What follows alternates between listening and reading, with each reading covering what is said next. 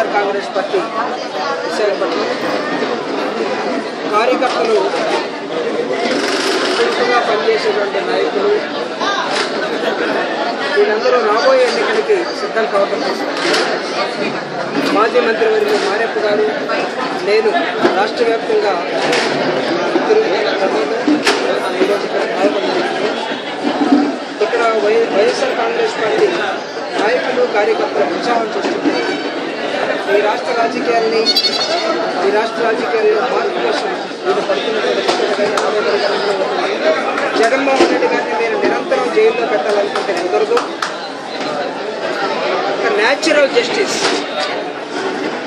ప్రతి మానవుడికి బ్రతికే హక్కు, అదేవిధంగా జీవించే హక్కు, జైల్లో నిరంతరం విచారణ లేకుండా ఉంచే విధానం ఈ దేశ రాజకీయాల్లో లేదు, ఈ దేశ రాజ్యాంగంలో లేదు. అలాంటి జగన్మోహన్ రెడ్డి గారిని 90 రోజులు దాటినా దాదాపు 9 నెలలు కావస్తున్న విచారణ పేరుతోటి జైల్లో ఉంచి జీవించే హక్కుని, మాట్లాడే హక్కుని మొత్తాన్ని కాల్ చేసినటువంటి ప్రభుత్వాన్ని ఈ రాష్ట్రంలో ప్రజల మధ్య ఎండగట్టడం కోసం ఉంటే ఉండవచ్చు కాంగ్రెస్ పార్టీకి ఒక 6 నెలలు, లేకపోతే 1 సంవత్సరం, లేకపోతే ఊహించవచ్చు తెలుగుదేశం ఆశతోటి మళ్ళా అధికారంలోకి వస్తామని. కానీ కొన్ని సర్వేలు చెప్తున్నాయి ఎప్పుడు ఎన్నికలు జరిగినా ఈ రాష్ట్రంలో జగన్మోహన్ రెడ్డి గారి వైఎస్ఆర్ కాంగ్రెస్ పార్టీ 191 ఎమ్మెల్యే స్థానాలతో అధికారంలోకి రాబోతుంది. దాదాపు 35 ఎంపీ స్థానాలతో ఈ దేశ రాజకీయాల్లో ఒక ప్రముఖ స్థానాన్ని వైఎస్ఆర్ కాంగ్రెస్ పార్టీ అలంకరించబోతుంది. వీటన్నిటిని దృష్టిలో పెట్టుకునే ప్రజలు చేయట్లేదు.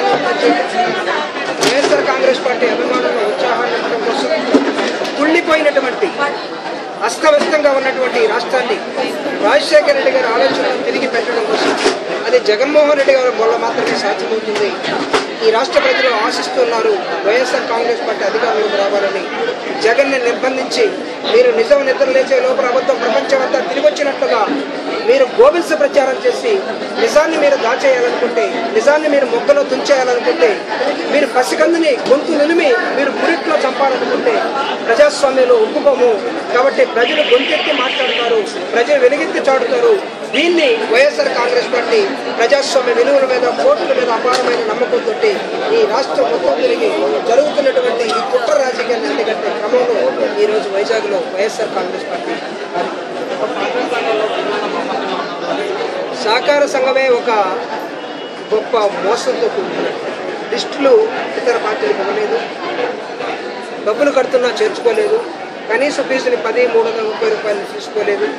అధికారులు, రాజకీయ నాయకులు కుమ్మక్కై అందరూ కలిసి ఆడినటువంటి ఒక వింత నాటకమే ఇది సహకారం. ఇది ఎవరైనా చంకలు కొట్టుకుని భుజాలు ఎగరేసుకుంటే మేము వాళ్ళని పాపం అనక తప్పదు.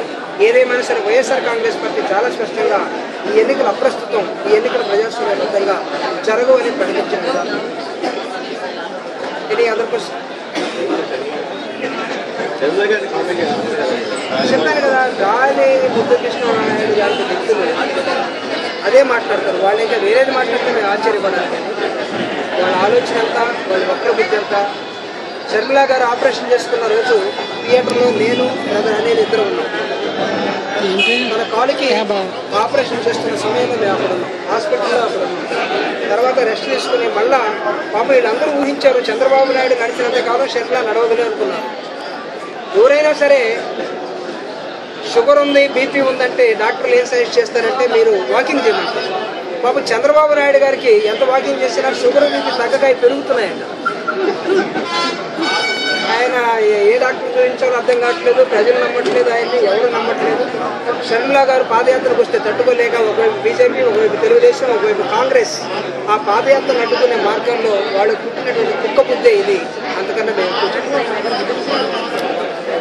తను అలాంటివి చేస్తాడు జీవితం.